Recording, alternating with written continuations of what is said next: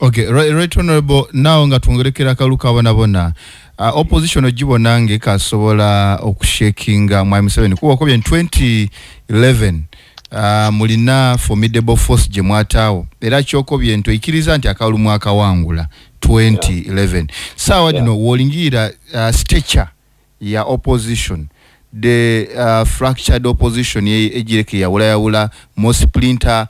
Is it now making opposition more stronger or weak? Okubanga opposition ikufuna ba players banji ebina bingi.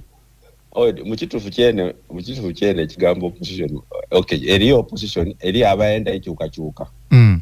Abo boyito opposition. Naye ezira bibina mu Uganda. Ngaye bibyandi bare mu London o America o Kenya okumpya o teri mu Uganda teri mu bibina. Kati byabarenge huku bitono nga niyo cyoko banje ku FDC lyawo nga kibina naye nga bakingira butono naye kati buli kibina cyona kiri controlled by M7. Ebina bizirawo tulina abantu bali ku luyi lwakanya olwende enchuka. Yes, that one. And that one is growing stronger. That one growing stronger and stronger. And the child Museveni funga Museveni idea ekyo yebuze kwa kaluka akabobo wine ebusoga ne Buganda. Tebali ba nupo, tebali bya nupo ebyo. Tebali abaganda ne basoga tebali bya nupo ebyo. Bali baidi bobo wine nga leta ajja kutola ku Museveni. Bas. Oba yandi bayere wafula naye nga babaloza nti ajja kutola ku Museveni. So Uganda son is not the question of political party. It's not a question of political party. It's a question of who can remove NRM system. That's where the problem, the issue is. If you don't then get that, then you get lost. That's why people will go to any people. If this Vancouver ewange bujiringa ntambula.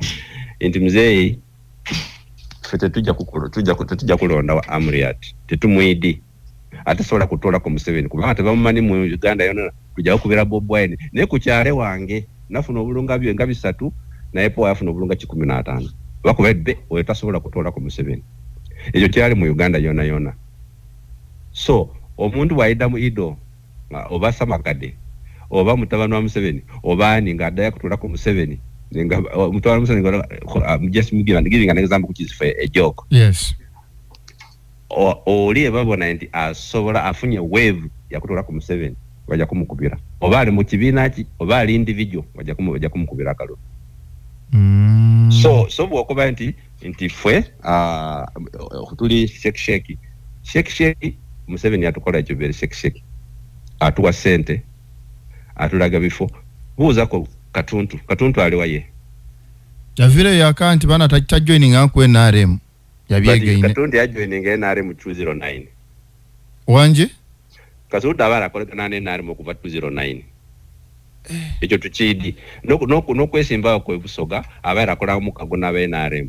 Nga bagabana bifo wembe chairman ono wa NRM esimbe wano, chairman wa FDC esimbe wa Katuntu esimbe wano, chairman ele sifamba o FDC mutoleyo tuteo ono wa NRM is a MP ebevere okuva 209.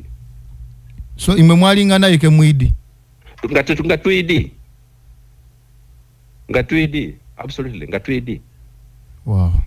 Naye ngo muntu aliao he's turning wafuna kadi ngaba muntu alesa NRM ele FDC mumuleka. So abantu banje abalirenga obwami ku kadi FDC ayenga misota mukibina atenga ngatumanye ngatumanye tweedi kibwekito. Yes, we know. Ngamba benefit of doubt. Yeah. So what has happened now is also a good thing in that kati ababayirenga bali obviously nga bakolegana ne Museveni they have come out. Kati bajja kwekola mu mulimo ogundi how to reorganize ibibina bino. Aba FDC, aba NUP, aba DP. You are going to see in the next election will be totally different. And those are jakuba different. Right, Honorable Wafula. Tujireke tubona mwiwanga kwa bawe bintu binje bijire maiso. Byatandika otuwe kifaananyi nti oba abandi mwali anganga timwenda atulaga. For example, wabona Speaker of Parliament akulagira nti parliament oba speaker sente diriwo ningi dosobola ogabaku dosobola otambula naddo twali tubona ku mulembe gwa Right Honorable Kadaga ni Right Honorable Sekandi Kiwanuka right now twabwine ku nti eyali leader of opposition oba kunaka sente kofunaku kebakuwaaku emiliyoni 5 wachakala kunayo munsawo iwe Right Honorable Wafula oyinza okuwafuna akasente wakirira wenkanga utegeire wena wafuna ku 5 nga akasimo nze wafula be ate siriya bitategeera nze nafunanga musara gwange nali commissioner kubanga bobera rubo ba commissioner automatically watu wanga milioni 5 allowance ngo okutiama mu kachiko ka commission. That is all. Ebya sente zindi TVD bageza kutuwa sente batu wako sente mirundi nga ezitali za mazima nge mirundi nga 3 sente zona na bazita ku account yange batubuza sente zachi netwandi nepandi nefuna bank draft nezizayo nezitwala manandala safuna ku sente za government zitali ntufu sisobola wafula sisobola na yes ebyo byonna bijire nga Museveni ayidinti sente bano bayita twita middle class obateka mu sente bafukambwa balwana bafukampisi kati abateka mu sente ne kati ne budget yange yali milioni bukaira 8 kati budget ya iringa kumpi obuumbi buna ya lob yange yali tigo yali yanandale yali smaller yali obuumbi 5 yali tigo